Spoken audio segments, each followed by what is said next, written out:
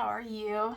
So I'm here today to teach you how to do an embellished book, an embellished book fold. So this is a book fold in case you're not familiar with it. It's a super simple process where you go in and mark and then fold the pages. This is the most simple version. There's also cut and fold, but I'm going to show you just the regular fold.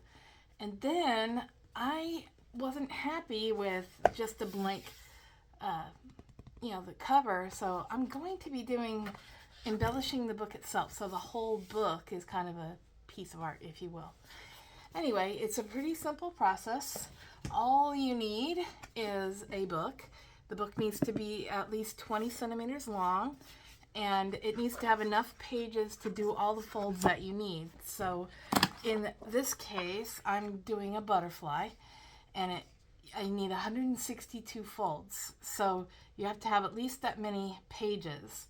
So I need 322, I think it is, pages. So I check the book and make sure it has that many pages, and it does. This one goes as high as 335, so this is gonna work. This book will work for me. And you print out the pattern, or I have a book that has a pattern and I printed it out. And all it is it tells you how to find the place to start in your book. And then it has these numbers here. Let's see if I can show you a little better. And on this side, you'll mark the book at this centimeter range, and then at this. Everything is done in centimeters, so you'll need a ruler. And it's that simple. So the first thing you do is you got to calculate where to start in your book. So, like I said, this book has 135 pages, I think. 136 pages. So you divide by 2, which is 1. Oh boy, I can't math today. Anyway, you divide by 2. It's 168, I think. I think that's correct. 168. So the middle of the book is 168, but obviously that's not where you start, 168, but you would start on the odd numbered page in the folds. But then you subtract the number of folds. I have 162 folds. So if I go back, 162 from 168 is 6. So I go back to page 6. Well, this starts at 11, so I would do 10, 9, 8, 7, 6. So this is where I would start my marking. As you see, I already started on this page, or this book, but it's really simple. You just take your ruler and you do it on centimeter side. And this isn't going to be the best because it's upside down. It's not the ruler I usually use, but basically you will take your pencil, and I'm gonna have to erase what I've got in here already. Anyway, you take your pencil and you will mark where it says to mark. So 5, 2, 5, 4. So 5, 2, 5, 4. And you're going to go through the whole book and mark each one. You see 5, 2, 5, well, you probably can't see it. Yeah, see on here it says 5, 2, 5, 4. So that's 5 centimeters, 0.2, and 5.4 centimeters. And that's where you mark it on your book.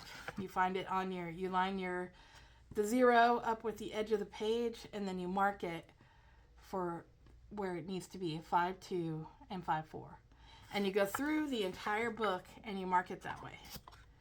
And at the end, you'll come back to where your markings are and you will fold the pages like so.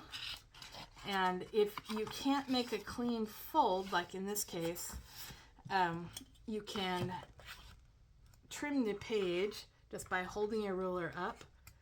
Whoops. Hold your ruler up, tear out portion of that page like that, and this will keep it from being too thick, and then you can fold it just fine.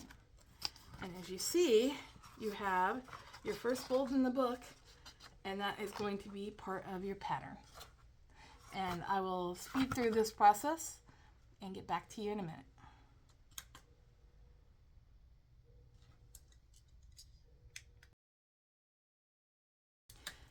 So I did want to point out to you, I'm about halfway through marking it right now. And what I wanted to point out is that you see how this is separated into sections of 5. Now for me, because I can get distracted while I'm trying to do this, and this process is kind of tedious. So what I do is at the end of every 5, I start with the next page number. So if you could see, I marked on my book 71, which is the next marking. If you can see that right there. So, and that marking is, I have to do this backwards because of the way it is, but it is 9, 1 and 13, 8.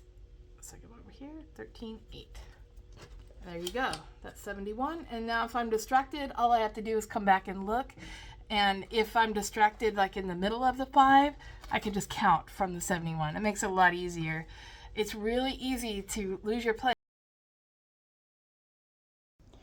In doing the folded pages, I noticed that, well, here you can see with the butterfly, you know, the color doesn't really pop. Butterfly's a little better because the pages are thinner and it's a more defined image. But some of them, like this one over here, had really thick pages and the image didn't really pop.